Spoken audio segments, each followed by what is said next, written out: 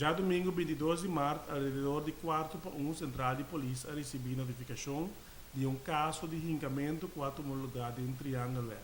Se trata de dois romanos nascidos na Venezuela, de qual depois de uma discussão com tanta batin com outro, onde não lo mistera que um cuchu e propina e outro um hinca.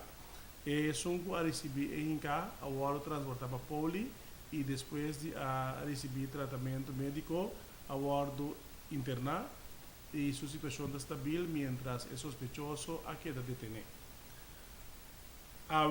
Dia 23 de março, alrededor de 3 horas de madrugada também, a polícia a detener dois homens riba Caia José Pinedo atrás de um negócio, depois que não cometeu uma ladronícia dentro de guarda de polícia na Rio Canário. Se trata de homem ng TI de 17 anos e AM de 19 anos. Não lo mistera que dois scooters fora de terreno de polícia aqui e depois de uma investigação cortica, uma unidade policial havia encontrado dois scooters aqui e dois homens para trás do estabelecimento.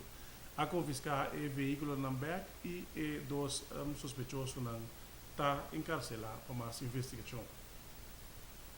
Continuando com a investigação tocante à ladronícia de semana passada, na duas agências importadoras, Caminda estava tendo semana passada seguro 7 entradas judiciais e o time investigativo a seguir com a investigação e não atende 6 entradas judiciais na diferentes toco e minimarca de Ribanos Isla.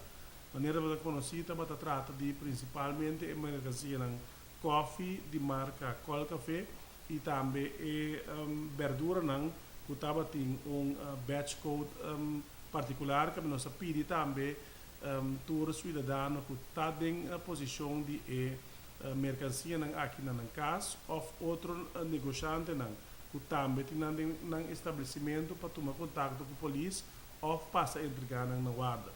Não obstante, há também 6 entradas judiciais que concentram principalmente na área de Hunderberg, Caracas Baiweg, Groot Kwartier, outra banda e Peraquara.